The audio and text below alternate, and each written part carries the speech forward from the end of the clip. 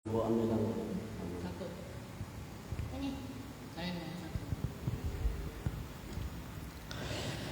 Astaghfirullah al-azim li wa li walidayya wa li ashabil huquqil wajibati alayya wa li jami'il muslimin wal muslimat wal mu'minin wal mu'minat al ahya'i minhum wal amwat.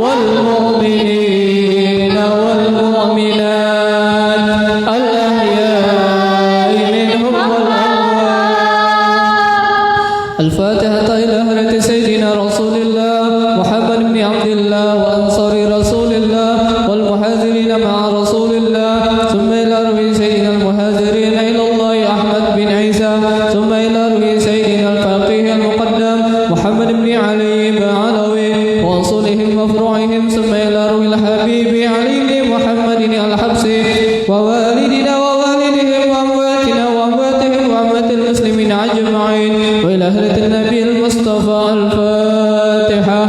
أعوذ بالله من الشيطان الرجيم. بسم الله الرحمن الرحيم. الحمد لله رب العالمين الرحمن الرحيم مالك يوم الدين إياك نعبد وإياك نستعين اهدنا الصراط المستقيم صراط الذين أنعمت عليهم غير المغضوب عليهم ولا الضالين. فيا أيها الراجون منه شفاعة صلوا عليه وسلموا تسليما. اللهم صل وسلم وبارك عليه ويا أيها المشتاقون إلى رؤية جماله صلى عليه وسلم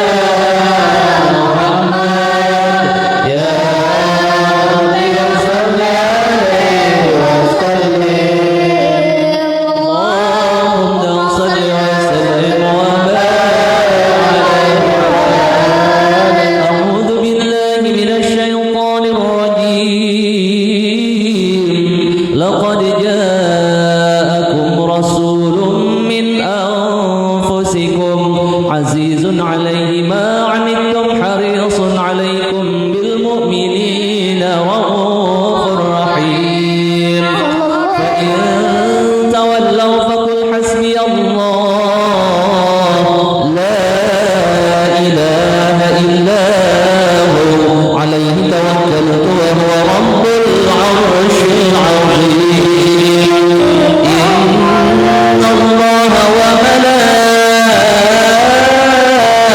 وملائكته يصلون على النبي يا أيها الذين آمنوا صلوا عليه وسلموا تسليما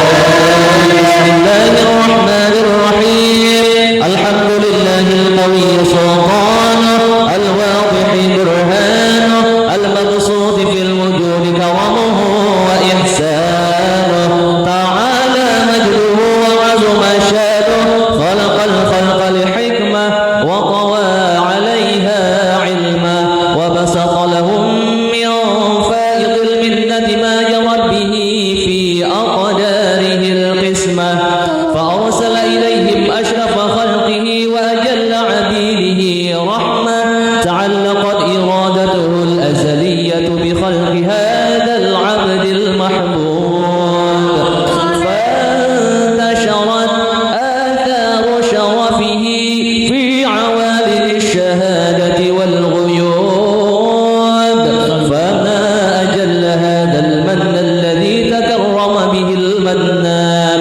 وما أعظم هذا الفضل الذي برز من حضرة الإحسان صورة كاملة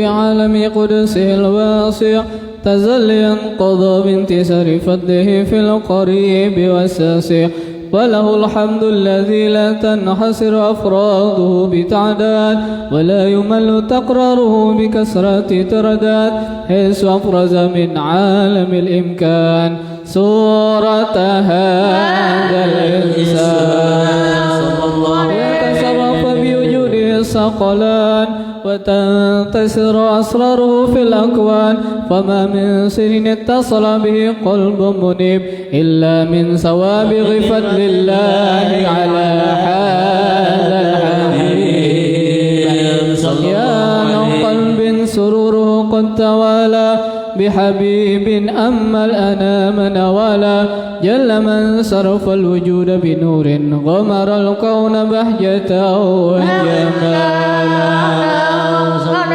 قد ترقى في الحسن على مقام وتنهى في مجده وتعالى لاحظته العيون فيما استلته بصرا كاملا يزيغ الضلال وهو من فوق علم ما قطرته رفعة في صعونه وكملا فسبحان الذي أفرز من حضرة الامتنان ما يعزز عن وصفه اللسان ويحار في تعقل معانه الجنان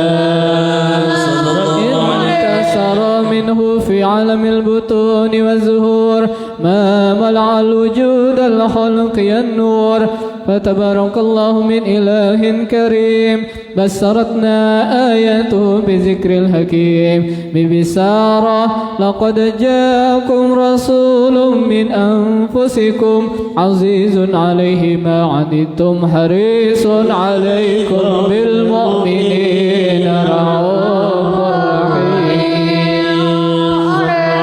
فمن فاجعة هذه البسارة وتلقاها بقلب سليم فقد هدي إلى صراط مستقيم اللهم صل وسلم والصلاة والتسليم على سيدنا نبينا محمد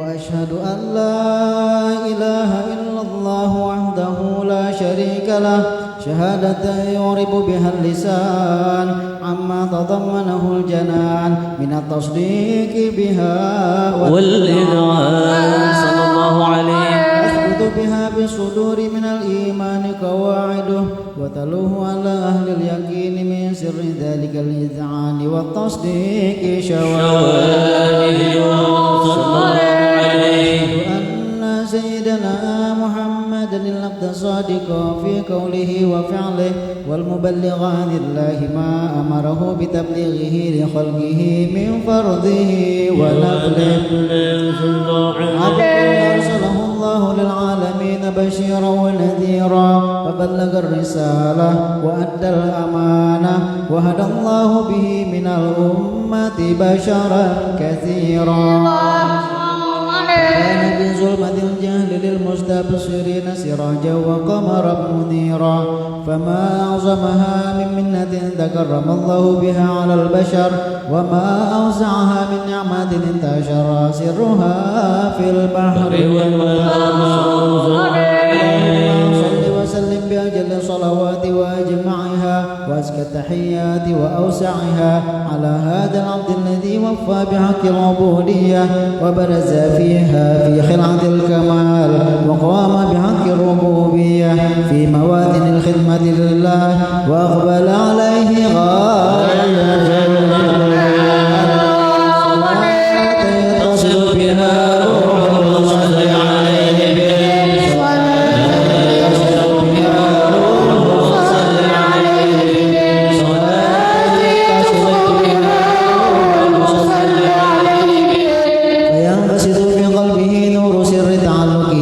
وحبه ويكتب بها بعناية الله بحزبه وعلى آله وصحبه الذين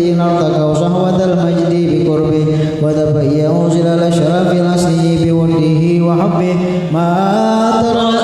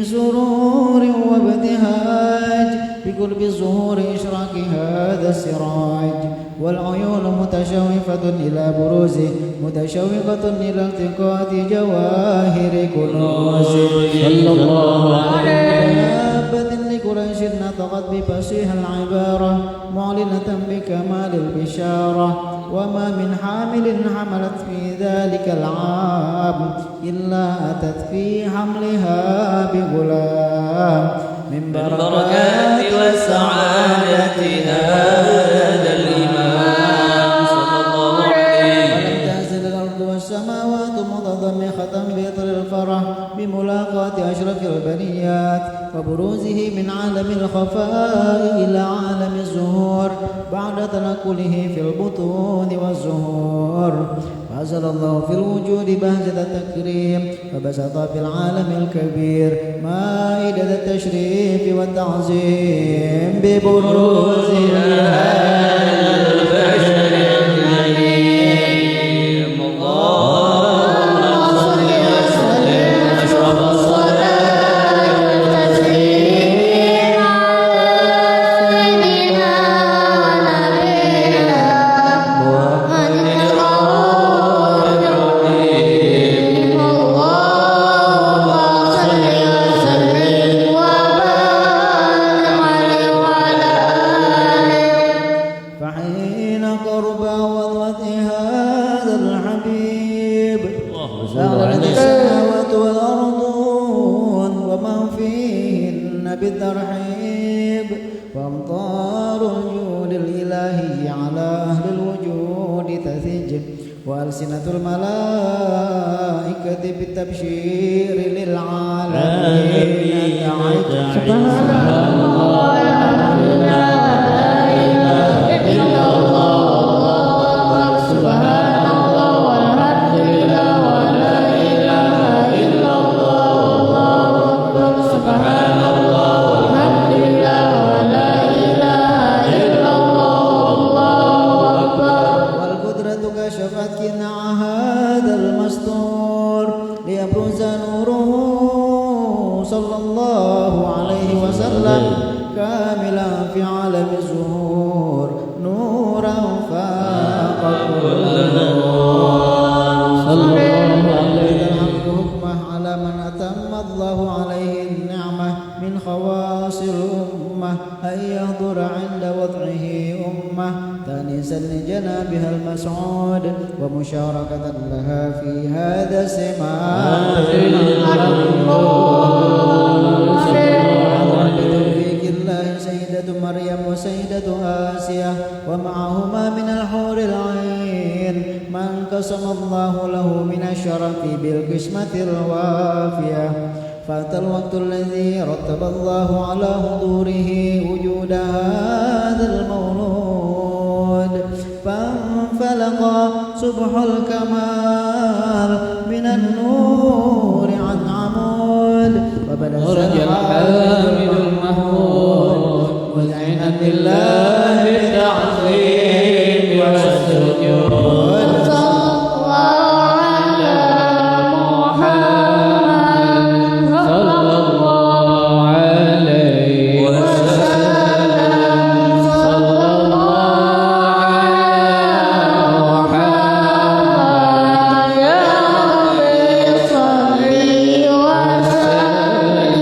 الله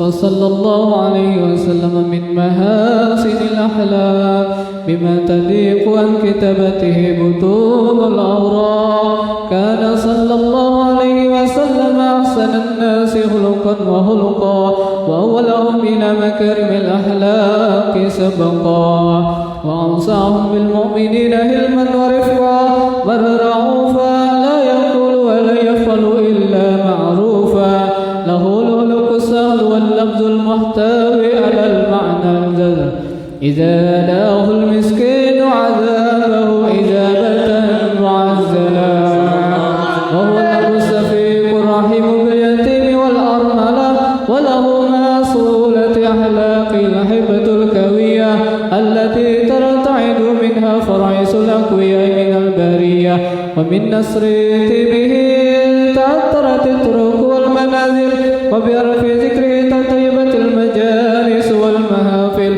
فهو صلى الله عليه وسلم جامع صفات الكمالية والمنفرد في خلقه وخلقه بأسراف خصوصية فما من خلق في البرية محمود إلا وهو متلقى عن زين الوجود أجملت في وصف الحبيب وشأنه وله الأولى في مجده ومكانه أوصاف وإذ قد تعالى مجدها أخذت على نجم السهاب عنانه وقد انبسط الخلق في تدوين ما أفاده العلم من وقوع مولد النبي الكريم وحكاية ما أكرم الله به هذا العبد المقرب من التكريم والتقديم والخلق العظيم وأصلحني أن أمسك عنة الأقلام في هذا المقام وأقرأ السلام على سيد الأنام.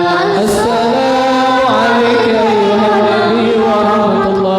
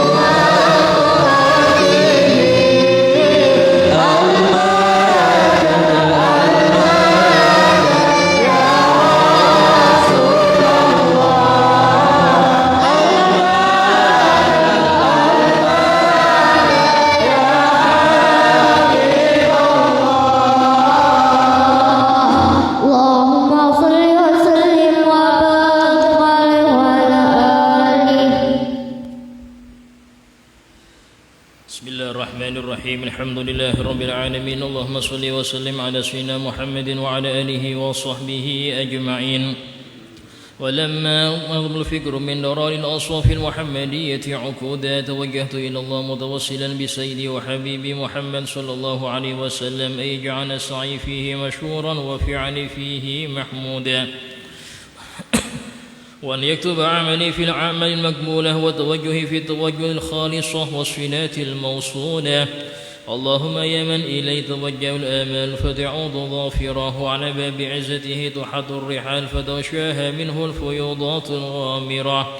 نتوجه إليك بأشرف الوسائل لديك سيد المرسلين عبدك الصادق الأمين سيدنا محمد الذي عمد رسالته العالمين، أن تصلي وتسلم على تلك الذات الكاملة مستودع أمانتك وحافظ سرك وحامل راية دعوتك الشاملة، الأب الأكبر المحبوب لك المخصص بشرف الأفخار في كل موطن من مواطن قرب ومظهر، قاسم إمدادك في عبادك وساق كؤوس إرشادك لأهل ودادك، سيد الكونين وأشرف الثقلين العبد المحبوب الخالص المخصوص منك بأجل الخصائص. اللهم صل وسلم عليه وعلى آله وأصحابه وأهل حضر اقترابه من أحبابه. اللهم إنا نقدم إليك جاه هذا النبي الكريم ونتوسل إليك بشرف مقامه العظيم أن تلاحظنا في حركاتنا وسكناتنا بعين عنايتك، وأن تحفظنا في جميع أطوارنا وتقلباتنا بجميل رعايتك وحسن وقايتك، وأن تبلغنا من شرف القرب إليك وإلى هذا الحبيب غاية آمالنا، وتقبل منا ما تحركنا فيه من نياتنا وأعمالنا، وتجعلنا في حضرة هذا الحبيب من الحاضرين وفي طرائق اتباعه من السالكين، ولحقك وحقه من المؤذن ولعهدك من الحافظين. اللهم إن لنا أطمعا في رحمتك الخاصة فلا تحرمنا، ودونا جميلة هي وسيلتنا إليك فلا تخيبنا. آمنا بك وبرسولك وما جاء به من الدين وتوجهنا به إليك مستشفعين أن تقابل المذنب منا بالغفران والمسيء بالإحسان والسائل بما سأل والمؤمل بما أمل، وأن تجعلنا ممن نصر هذا الحبيب ووازره ووانه وظاهره، وعم بركته وشرف وجاده أولادنا ووالدينا وأهل قدرنا ووادينا وجميع المسلمين والمسلمات والمؤمنين والمؤمنات في جميع الجهات، وآدم راية الدين القويم في جميع الأوطار منشورة، ومعالم الإسلام والإيمان بأهلها معمورة معنا وصورة، وشف اللهم كربة المكروبين واقض دين المدين وفل للمذنبين وتقبل توبة التائبين، وانشر رحمتك على عبادك المؤمنين أجمعين، وفي شر المعتدين والظالمين، ووسط عدل بولاد الحق في جميع النواحي والأقطار، وأيدهم بتأييد من عندك ونصر على المعاندين من المنافقين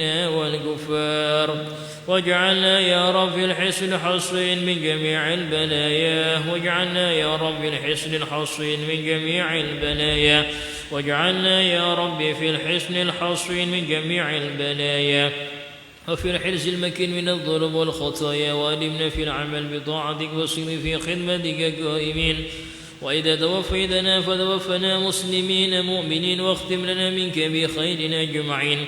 وصل وسلم على هذا الحبيب المحبوب للأجسام والأرواح والقلوب، وعلى آله وصحبه ومن إلى المنصوب وآخر وأنا الحمد لله رب العالمين. سبحان ربك رب العزة عما يصفون، وسلام على المرسلين، والحمد لله رب العالمين. الفاتحة. بسم الله الرحمن الرحيم. الحمد لله رب العالمين صراط الذين أنعمت عليهم غير المغضوب عليهم ولا الضالين آمين. السلام عليكم ورحمة الله وبركاته. بسم الله الرحمن الرحيم. الحمد لله رب العالمين، وبه نستعين على أمور الدنيا والدين. أشهد أن لا إله إلا الله وحده لا شريك له، وأشهد أن سيدنا محمدا عبده ورسوله لا نبي بعده. اللهم صل وسلم وبارك وكرم وعظم ومجد على حبيبنا وشفيعنا وقرة أعيننا محمد وعلى آله وصحبه أجمعين. سبحانك لا علم لنا إلا ما علمتنا إنك أنت العليم الحكيم. رب اشرح لي صدري ويسر لي أمري واحلل عقدة من لساني يفقهوا قولي بجاه النبي وآله. قال الله تعالى وقل رب زدني علما. قال رسول الله صلى الله عليه وسلم طلب العلم فريضة على كل مسلم. قال الإمام الحبيب عبد الله بن حسين بن طاهر باعلوي رضي الله عنه ورضي عنا به ورحمه الله ورحمنا به ونفعنا به في الدارين آمين. وصل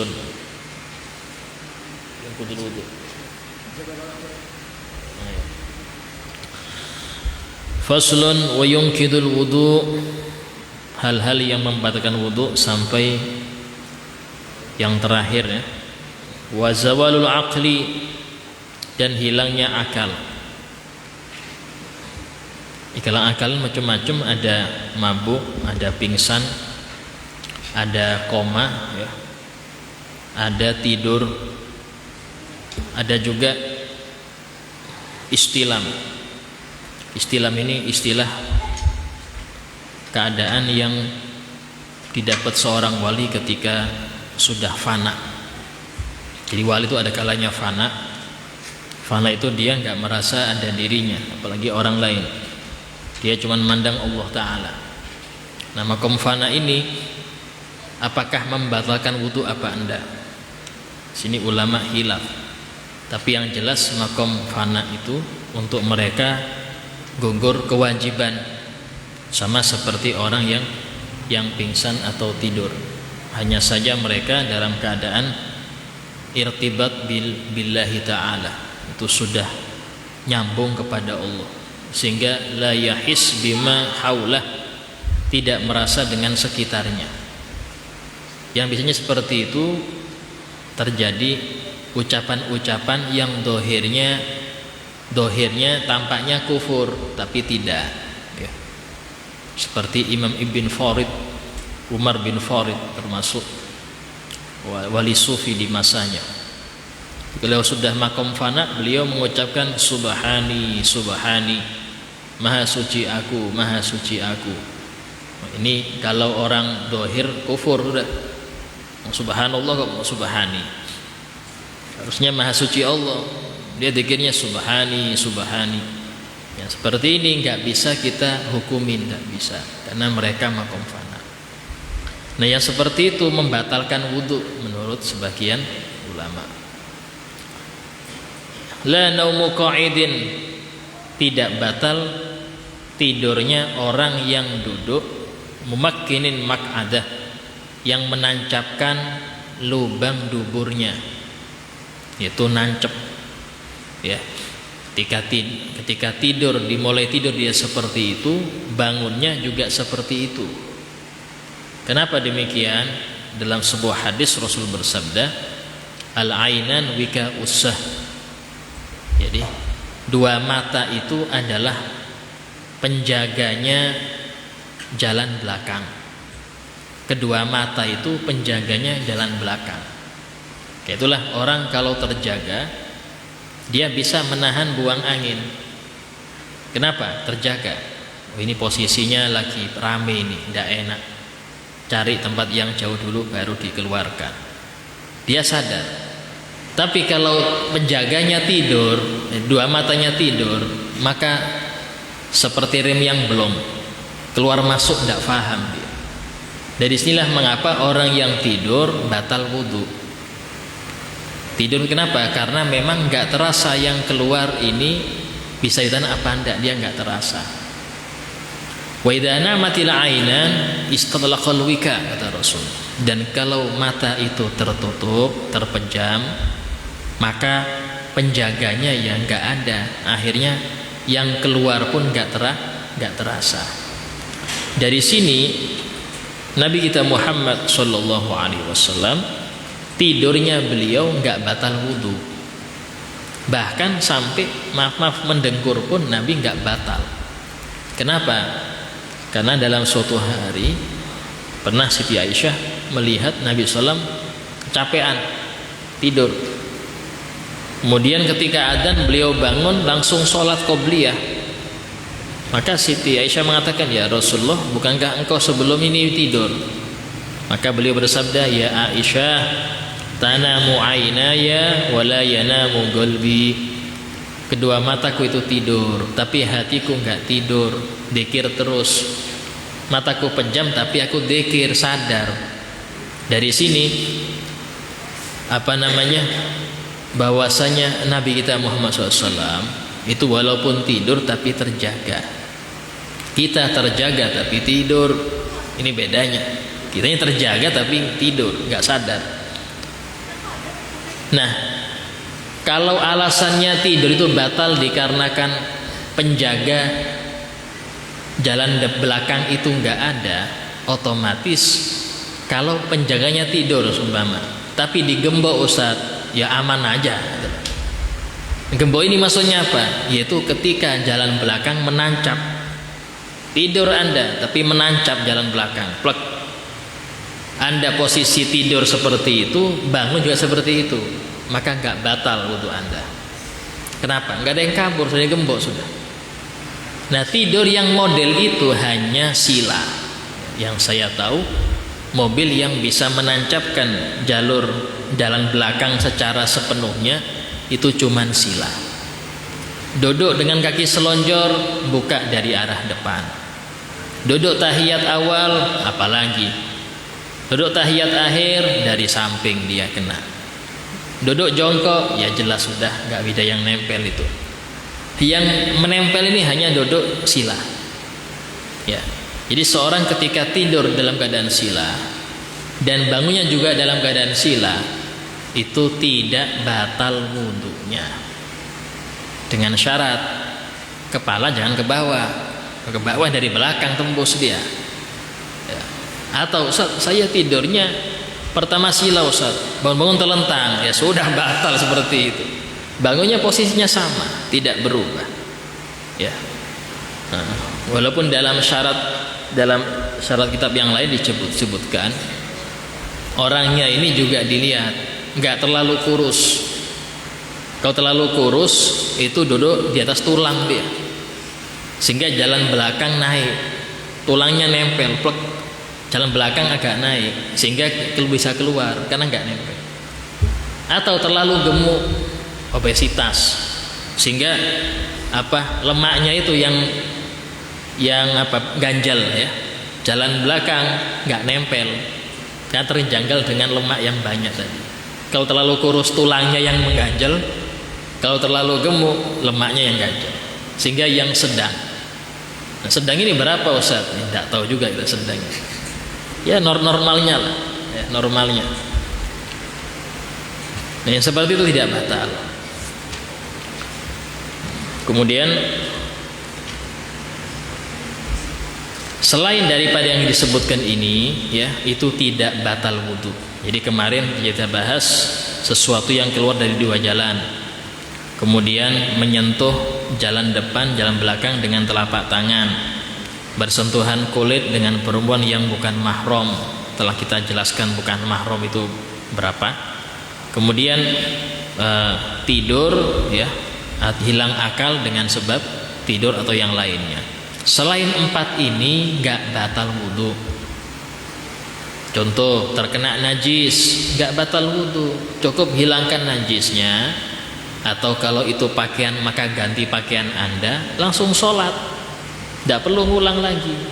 Makan minum nggak batal wudhu, makan minum itu cukup kumur saja. Kalau memang khawatir tengah-tengah sholat ada yang tersisa makanan, kumur saja, ya. Jadi hanya selain empat ini nggak batal wudhu, ya, tidak batal wudhu. Waslun yajibul istinja. Nah, sekarang kita bahas masalah istinja. Istinja ini bentuk daripada bersuci. Jadi kalau dibuat secara garis besar, bersuci itu ada dua. Ada menghilangkan hadas, ada menghilangkan najis. Hadas itu abstrak, tidak kelihatan. Karena itulah orang yang berhadas yang dibasuh khusus. Kalau hadas kecil yang dibasuh muka, tangan, sekepala sama kaki. Kalau hadas besar ya seluruh badan. Tanpa lihat keluar dari mana, tidak lihat itu. Karena hadas abstrak, gak ketahuan. Beda kalau najis. Najis ini kelihatan. Sehingga najis itu dibagi dua. Ada istinja, ada non istinja. Istinja ini apa Ustaz? Istinja itu najis yang keluar dari jalan depan, jalan belakang, dan masih di area situ. Itu kuncinya. Najis yang keluar dari jalan depan atau jalan belakang dan masih di area situ. Kalau sudah keluar area, bukan istinja ngarannya. Anda habis buang air kecil nyiprat ke sini, so tak basuh, istinja. Bukan istinja ini, hanya menghilangkan najis. Istinja itu najis yang tersisa di jalan depan atau jalan belakang. Itu istinja. Apa bedanya Ustaz? Kalau selain istinja wajib pakai air. Airnya pun harus suci mensucikan. Gak boleh pakai yang lainnya. Itu kenapa? Karena najis tidak bisa hilang kecuali dengan air tohir mutohir. Tapi kalau istinja boleh pakai air, boleh pakai batu atau semakna batu seperti kertas atau tisu atau daun yang keras, yang kasar ya, bukan yang lembut. Nah seperti itu boleh, itu istinja. Tapi kalau bukan istinja tidak bisa pakai tisu. Contoh kena najis di sini, percikan air seni, Anda pakai tisu, masih najis ini, pakai sholat nggak sah. Kenapa? Karena bukan istinja ngarannya, ini menghilangkan najis. Tapi kalau najis yang masih di area jalan belakang atau jalan depan, itu namanya istinja. Nah, istinja ini ada takhfif, keringanan dari syariat, nggak harus pakai air suci mensucikan, nggak harus. Boleh pakai batu atau yang semakna. Ya. Nah dikatakan yajibul istinja, wajib istinja itu min kulli ratbin kharijin minas sabilain, dari setiap najis yang basah. Ratbin ini najis yang basah. Kalau kering tidak bisa pakai apa namanya? Kalau kering itu tidak bisa pakai batu. Kharijin minas sabilain, yang keluar dari dua jalan. Ghairil mani, selain mani, karena mani enggak najis, mani suci. Jadi kalau orang keluar mani, maka dia cukup mandi wajib, tidak perlu mengganti sarungnya, tidak perlu. Walaupun sholat masih nempel mandinya, tidak apa-apa. Ya, tidak apa-apa karena hukumnya suci. Bilma, dengan air, ila an yadhurul mahal, sampai suci tempat keluarnya najis tadi. Kalau jalan depan berarti ihlil. Ihlil ini lubang keluarnya air sini, ihlil. Kalau dalam bahasa Indonesia nggak ada istilah lain. Kalau jalan belakang namanya halaqatud dubur atau lubang anus kalau bahasa kita ya. Itu sampai bersih semua, sekitarnya bersih, maka sudah suci. Itu dengan air, atau yamsahuhu bi thalathi masahat, mengusapnya dengan 3 kali usapan. Dengan apa? Yaitu dengan apa namanya? Nanti dijelaskan dengan apa itu. Atau lebih, boleh lebih, bahkan wajib kalau belum suci dengan 3. Belum suci dengan 3 masih ada, wajib ditambah. Tapi afdolnya ganjil. Jadi kalau sudah bersih dengan 4, maka tambahin 1 biar ganjil. Sampai apa? Ila an yanqiyal mahal, sampai bersih tempat keluarnya najis tadi. Wa in baqiyal athar, walaupun tersisa sisanya di sini maksudnya itu bekas-bekasnya masih tersisa, tidak apa-apa, asal nggak ada airnya. Itu seperti ini habis kena air seni ya, sumpama kecipratan, maka saya usap pakai tisu, nggak cukup tambahi lagi tisu, maka airnya hilang, bekasnya ada, bekas najis ada. Kenapa? Karena nggak pakai air. Sholat tanpa dibasuh lagi dengan air nggak sah sholat Anda. Namanya najis hukmiyah. Tapi untuk orang yang istinja pakai tisu nggak apa-apa, dimaafkan. Kenapa? Karena istinja boleh air, boleh tisu, isinya boleh batu. Sehingga kalau memang ada sisa di sini nggak ada bendanya, Dibilang sisa itu karena dia nggak pakai air, walaupun nggak kelihatan, maka hukumnya dimaafkan. Cuman dimaafkan untuk dia saja. Kalau semua ada orang dia pakai tisu aja kalau istinja, terus sholat dia, orang yang sampingnya ini megang dia, mungkin karena disuruh merapat ya, dia pegang, yang megang batal sholatnya. Tengah-tengah sholat dia megang orang yang istinja hanya pakai tisu, yang megang batal. Yang ini nggak batal, dia dimakfu. Kenapa kok batal Ustaz? Karena dia memegang sesuatu yang nyambung dengan najis. Termasuk yang bikin batal sholat, memegang sesuatu yang nyambung dengan najis. Lain megang, lain nyentuh ya. Dalam bahasa Arab ada megang, ada nyentuh. Nyentuh tidak masalah. Contoh, seumpama ini karpet nyambung kan, situ ada umpama tai cicak situ, jelas sampai lihat sudah ada cicak. Anda sholat di sini ya, Anda memegang karpet yang nyambung dengan najis, nyentuh, bukan megang, nyentuh, nggak batal. Atau yakin bahwa saya ini ada najis, tak tutupin pakai sajadah. Saya sholat pasti kan nyentuh sajadah, saya sholat itu. Apakah batal? Tidak batal, karena nyentuh, bukan megang. Emang bahasa Indonesia untuk megang ini agak repot. Kalau bahasa itu gobet. Gobet ini seperti gini. Ini gobet ngarannya. Kalau ini lames tidak apa-apa, nyentuh. Kalau gobet ini seperti ini, megang ini anunya. Tapi Indonesia gini juga megang juga. Jadi agak bingung. Ada kesengajaan. Sehingga kalau ada orang nyenggol kita seumpama, atau merapat ke kita, sementara dia pakai istinja hanya dengan tisu, hukumnya tidak apa-apa. Kenapa? Karena nyentuh saja.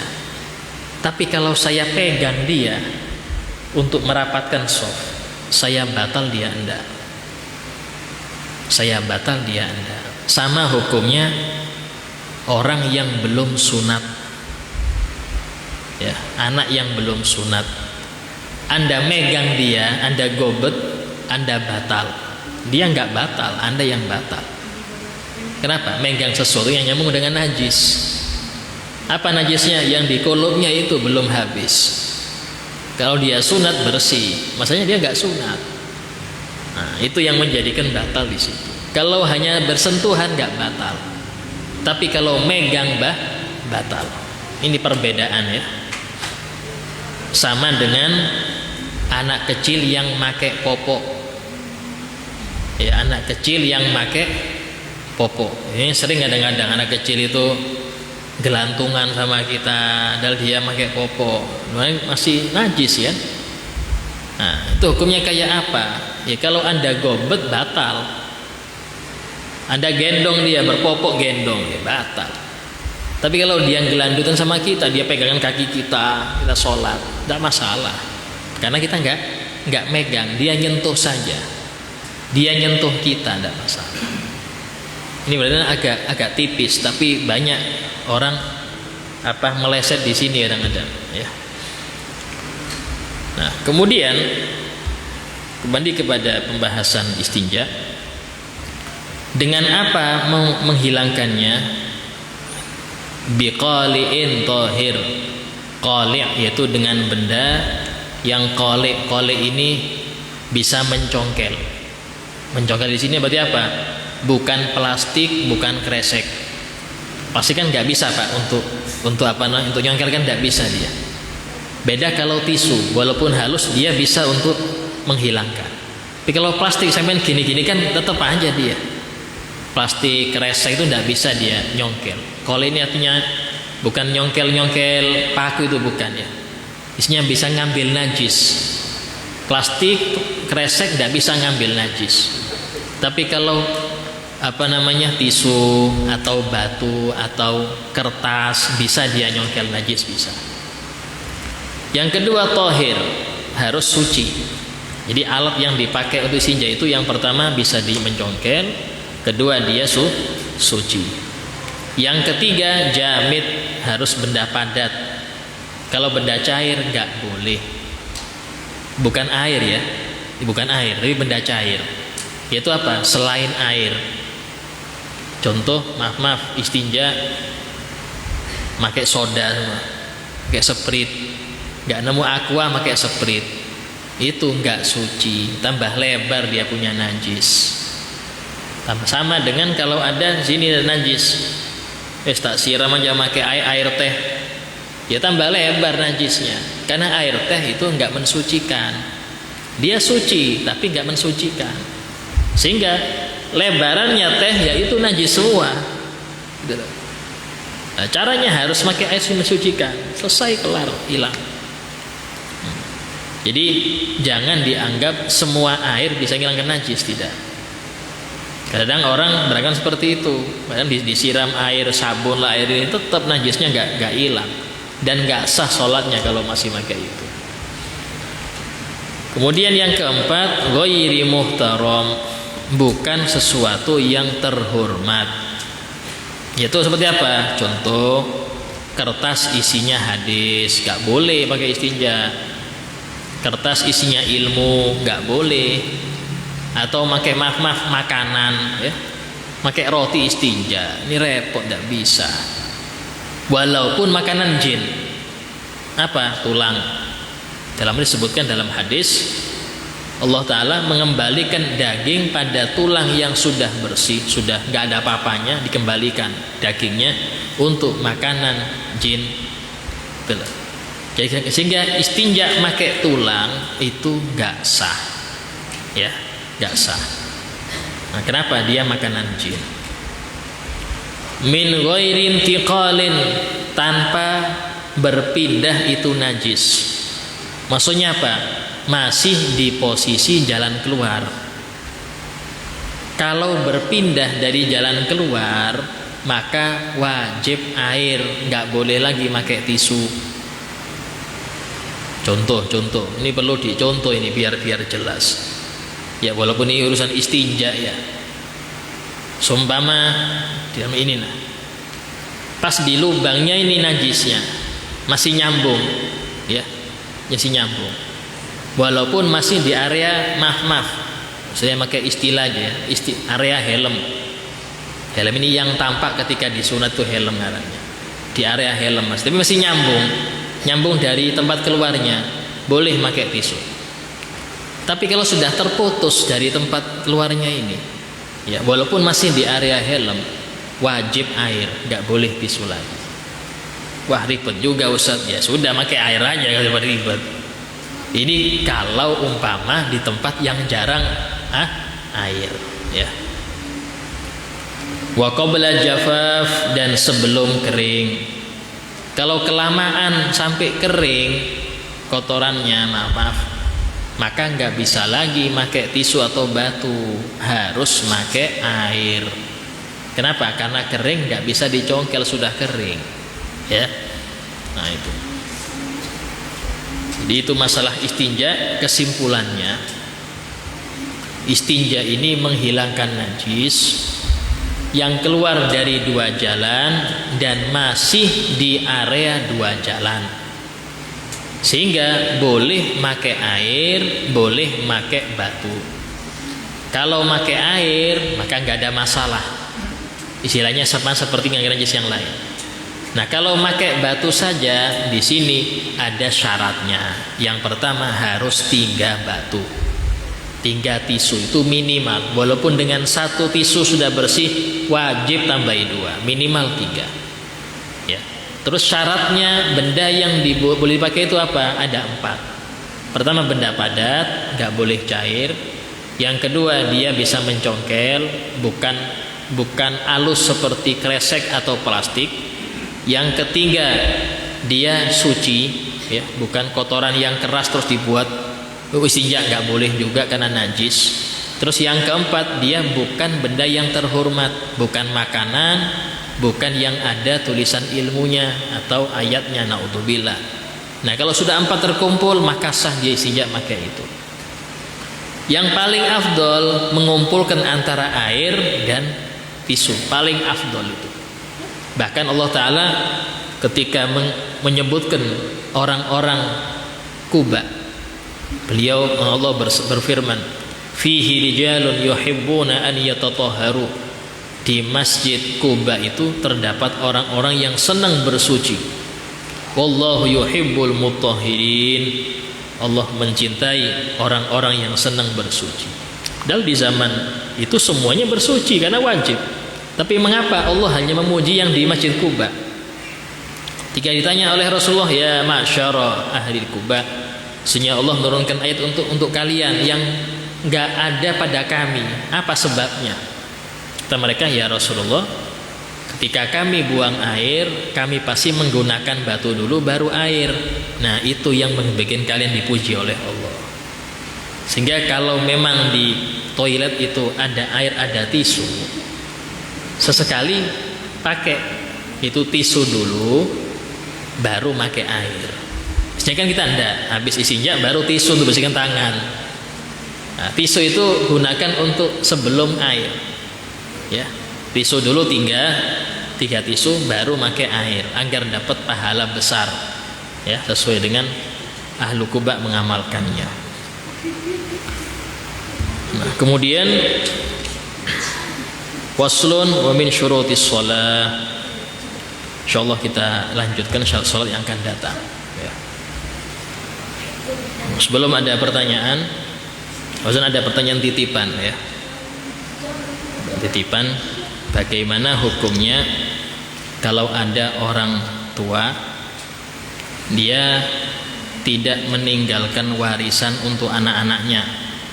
Jadi istilahnya semua uangnya itu dia wakafkan semua, wis. Ini hukumnya bagaimana, Ustaz? Seperti itu. Maka kita perhatikan hukum meninggalkan warisan ini bagaimana. Apakah wajib orang tua meninggalkan warisan untuk anak apa tidak? Jelas dalam hal ini enggak wajib. Bukan berarti orang meninggal dalam keadaan fakir terus dosa, kasihan juga dia. Sudah fakir dosa lagi. Jadi yang dimaksud di sini, kalau memang dia punya harta, ya, dan dia perhatikan anak-anaknya ini sudah cukup, sudah berkecukupan, masing-masing itu tidak butuh dengan warisannya, maka afdolnya dia itu harta gunakan untuk akhiratnya, Tapi kalau dilihat anak-anaknya ini membutuhkan daripada harta warisnya, maka afdolnya dia jadikan itu warisan untuk mereka. Dan ini untuk wakaf ini saya kiaskan dengan wasiat. Pernah ada seorang sahabat bilang, ya Rasulullah, aku mau sodakoh dengan seluruh hartaku, maksudnya wasiat dengan seluruh hartaku nanti setelah meninggal. Rasulullah, as-sulus, 1/3 aja. Dan itu sudah banyak, Rasulullah. Dan engkau lebih afdol meninggalkan untuk keluargamu daripada mereka setelah engkau wafat ngemis-ngemis di jalan. Di sini ulama mengambil hukum bahwasanya kalau memang kita khawatir anak-anak kita itu nanti menjadi fakir, ngemis-ngemis karena nggak kita dikasih warisan, lihat keadaannya kan, maka afdolnya tinggalkan untuk mereka warisan. Dan wasiat maksimal 1/3. Wasiat ini apa sih? Wasiat itu pemberian yang dikaitkan dengan kematian, dan itu tidak boleh kepada ahli waris, di luar ahli waris. Contoh, kalau saya meninggal, tuh motor saya kasihkan guru fulan, Tapi kalau saya meninggal, berarti kan pemberian yang dikaitkan dengan kematian, bukan hibah ya. Kalau hibah waktu hidup, ini guru beda motor untuk sampean, itu hibah ngarannya. Ini enggak, nunggu saya meninggal. Berarti apa? Jadi jariah. Atau ke pesantren atau ke musola, silahkan. Itu namanya wasiat. Nah, wasiat ini tidak boleh lebih dari sepertiga dari harta keseluruhan mayit, nggak boleh. Itulah sering saya bilang, kalau punya anak angkat, dia kan nggak dapat warisan, maka kasih dia wasiat, karena berhak dapat wasiat dia, nggak apa-apa karena bukan ahli waris. Kalau nggak dikasih wasiat, kasihan nggak ada warisan dia. Itulah. Kasih wasiat. Contoh itu rumah yang sebelah sana untuk kakak angkat kalian ya. Ya sudah, tulis materai 10.000 selesai. Cuman kalau memang anak-anaknya itu kuat, bahwa di sini bisa kuat finansial atau kuat imannya, tidak apa-apa orang tua itu tidak meninggalkan mereka warisan sedikit, tidak apa-apa. Kuat iman seperti siapa? Ya banyak. Di antaranya sahabat Abdullah bin Mas'ud. Beliau itu ketika wafat, hampir wafat, nggak ada sepeser pun untuk putri-putrinya. Bunda putri banyak beliau. Tanya gitu, beliau menjawab, jangan khawatir. Aku nggak khawatir karena mereka sudah aku ajarkan surah Waqiah. Karena mereka anak-anakku itu sudah aku ajari surah Waqiah. Insya Allah tidak akan fakir. Ini iman yang kuat. Berarti kuatnya bukan dari harta, kuat imannya. Anak-anaknya ya kuat iman juga. Bahkan guru saya Abu Hasan Baharun rahimahullah, 3 hari sebelum beliau wafat, cerita guru saya Habib Segaf Baharun, putra beliau, 3 hari sebelum wafat beliau ajak putranya ini lihat-lihat pondok. Kata beliau, ya Segaf, ini pondok ini tidak semua uang abi, ada juga uang donatur, tapi ada juga uang abi juga ya. Tapi ingat, saksikan bahwasanya semua yang abi punya abi wakafkan untuk pondok, mulai mobil, semuanya yang abi punya untuk pondok. Kalian mau pakai silahkan, tapi harus berkontribusi dengan pondok, harus ngajar. Nggak ngajar jangan pakai punya abi, karena punya abi nggak punya hak milik lagi. Nah, dan beliau mengatakan jangan bilang abi ini kejam, tidak, karena tugas abi adalah memberi kalian, menjadikan kalian anak-anak soleh. Kalau sudah soleh, Allah yang ngurus orang soleh. Allah berfirman, wa huwa yatawallas sholihin, Allah yang ngurus orang-orang soleh. Di subhanallah, ini iman kuat. Ya, iman kuat tidak apa-apa. Tapi kalau masih mengharap warisan ini, ya lebih baik bagi. Tapi ingat, jangan lupakan jatah Anda di akhirat. Jangan melupakan jatah Anda di akhirat. Yang menjadi penyebab orang itu ngoyok kerja diantaranya, dia ini merasa berkewajiban nanggung ketika dia sudah wafat. Ini yang repot. Anda hidup, Anda wajib nanggung. Meninggal gak ada tanggung jawab Anda. Kadang kita Anda, nanti kalau saya meninggal kayak apa anak-anak? Loh, bukan tuh gitu, bukan tugas Anda di situ. Tugas Anda itu yang penting jadikan mereka soleh, selesai. Kalau sudah mereka soleh, Anda dapat kiriman semua amal solehnya, doa dia kirim, dan dia diurus oleh Allah. Tapi tadi harus menguatkan ini ya. Nah, jadi kalau dalam hal tersebut, apakah salah orang tua tadi tidak meninggalkan warisan? Tadi ada perincian. Kalau tadi anaknya itu kuat finansialnya atau kuat di dalam imannya, tidak apa-apa. Tapi kalau tidak kuat, ya kasih mereka. Tapi tadi jangan lupakan untuk bagian Anda di akhirat. Itulah dalam Al-Quran Allah berfirman, wabtaghi fima ataqallahu darul akhirah wala tansa nasibaka minad dunya. Carilah apa yang sudah Allah berikan kepada engkau untuk akhirat, dan jangan lupakan bagianmu dari dunia ini untuk akhirat nanti. Itulah maksudnya apa? Ketika Anda wafat, Jangan semua dibuat warisan, tapi harus ada jatah Anda untuk Anda sendiri. Karena sebagian ahli waris tidak ngurus itu setelah orang tuanya wafat. Sebagian ahli waris tidak ngurus itu. Yang penting dia dapat, selesai sudah.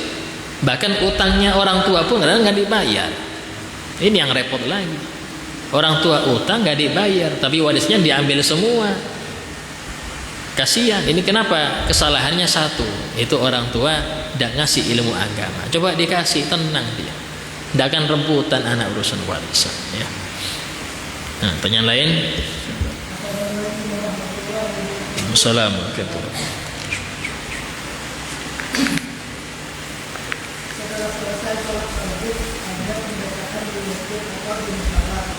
Dan itu mau selesai mungkin pas mau pakai celana ada tes. Apakah boleh kita masuk masjid setelah musola mengajar pembacaan atau pulang ke rumah dulu mengikuti celana? Ya, kalau memang pakaiannya itu najis, jangan masuk masjid. Ya, karena at-talatuh bin najasah haram. Itu sengaja membiarkan pakaian najis, padahal dia mampu untuk mengganti, haram hukumnya. Apalagi melumuri badan sendiri dengan najis, hukumnya nggak boleh. Nah, itu.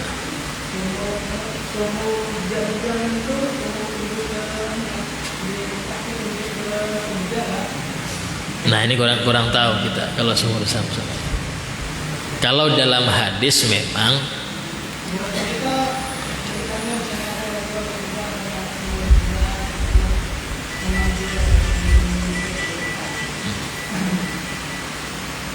belum pernah dapat. Tanya lain. Assalamualaikum.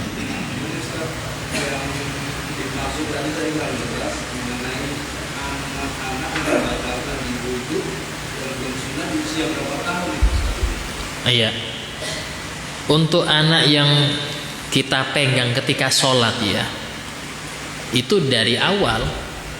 Kenapa? Setiap dia buang air ada yang tersisa. Kenapa sih wajib sunat? Karena ketika air seni itu keluar dari tempatnya, maka dia istilah hukumnya najis. Ketika najis nggak semua keluar karena ada yang tertahan dengan kulit kuluf itu, ya, kuluf itu. Berarti dia membawa najis. Nah, ketika kita pegang dia dalam keadaan kita sholat, kita pegang dia. Nah, ini membatalkan yang megang. Dia Ustaz, dia nggak wajib sholat, masih belum wajib. Tapi kalau anak sudah balik, sholatnya batal kalau belum sunat. Itulah sering saya bilang, jangan nunda anak sunat. Kadang-kadang kita ini tertipu dengan adat. Apa? Ustaz, acaranya belum terkumpul duitnya, ini hari sunat anaknya. Ini Anda tertipu dengan adat. Itu adat saja. Acara itu adat. Yang wajib itu sunatnya. Walaupun dana nggak cukup, sunat dulu. Urusan adat gampang aja. Terus khawatir sudah balik belum sunat, ini yang repot. Tapi lagi nggak mau sunat, nah ini hukumnya dosa. Jadi sunat hitan itu di dalam Islam hukumnya wajib bagi laki dan perempuan. Perempuan juga wajib ya. Walaupun di dalam madhab lain bentuk perempuan ada yang mengatakan sunnah. Kayak itulah kalau ada perempuan perempuan mu'alaf. Ya apa ini Ustaz? Dia ini mau masuk Islam tapi takut khitan. Ya sudah, jangan pakai madhab Syafi'i. Dia suruh Islam syahadat, kita pakai untuk dia madhab yang membolehkan gak khitan bagi perempuan. Selesai. Jadi jangan usah, nggak bisa bu, sampean harus sunat dulu. Besok kasihan juga sudah 30 ke atas suruh sunat. Ini repot juga. Jangan kita ini istilahnya mencegah orang mau Islam gara-gara itu. Sama kalau kayak ada laki-laki, dia mau masuk Islam, tapi dia nggak mau sunat. Saya sudah umur 60 gini sunat kayak apa Ustaz? Makanya kita bilang masuk Islam dulu, Pak. Untuk khitan gampang aja. Kalau memang dia takut khitan, ya kita cari madhab yang membolehkan untuk laki-laki yang nggak khitan, tidak apa, ada. walaupun itu dhaif, tapi daripada dia neraka selamanya. Ayo, jangan Anda nggak boleh, nggak sah Islam sampean, kasihan dia tetap kufur. Anda yang salah karena mencegah dia pengen selamat dari neraka selamanya. Anda cegah, jangan. Enggak, marhaban, ya sudah masuk Islam, enggak apa-apa, cari untuk dia, enggak apa-apa. Tapi kalau Anda memberi fatwa ke orang, jangan yang lemah, dosa. Jadi orang yang ngerti itu enggak semuanya dikasih obral semua. Mau yang mana Pak? Ini boleh, ini boleh, ini boleh. Lah, itu bukan fatwa ngarannya. Fatwa enggak boleh kecuali yang muktamad. Yang muktamad ya, bukan yang paling keras, tidak. Yang muktamad itu harus. Kenapa? Karena dia hanya menyampaikan, dia bukan mujtahid. Kecuali kalau memang ada orang datang, maaf Pak, ini terlalu berat untuk saya Pak. Dia cerita, oh ya sudah, untuk sampean boleh, tapi itu sampean aja ya. Nah, itu tidak masalah. Kenapa? Karena dia ngasih setiap orang porsinya. Kalau di pengumuman pengajian, oh boleh ini boleh, ini boleh. Nah selesai. Orang sekarang milih yang murah. Orang sekarang ini milih yang murah. Bahkan kalau bisa yang haram jadi halal. Jika kita ngasih jangan seperti itu, jangan diobral ya. Jadi demikian untuk masalah kita. Pertanyaan lain?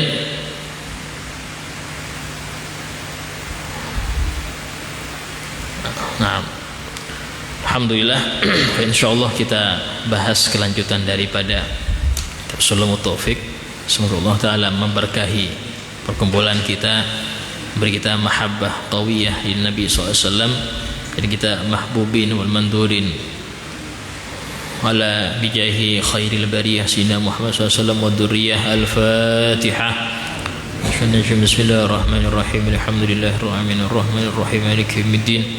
Iyyaka na'budu wa iyyaka nasta'in. Ihdinas siratal mustaqim. Siratal ladzina an'amta 'alaihim ghairil maghdubi 'alaihim waladdallin. Bismillahirrahmanirrahim. Alhamdulillahirabbil alamin. Allahumma shalli wa sallim ala sayyidina Muhammadin wa ala alihi wa sahbihi ajma'in. Rabbana anfa'na bima 'allamtana. Rabbi 'allimna alladhi yanfa'una. Rabbi faqihna wa faqih ahlana qarabatina fi dinina. Rabbi waffiqna waffiqhum lima tartadi qalan fi'lan karama. Warzuqna kulla halalan da'ima wa akhil anqiya ulama. نهضى بالخير نفى كل الشر. ربنا واصلح لنا كل شؤون وخير بالرضا منك العيون وانقضي عنا ربنا كل الديون قبل أن تأتينا رسل المنون. ربنا آتنا في الدنيا حسنة وفي الآخرة حسنة وقنا عذاب النار. وصلى الله على سيدنا محمد وعلى آله وسلم. الحمد لله رب العالمين. السلام عليكم ورحمة الله وبركاته.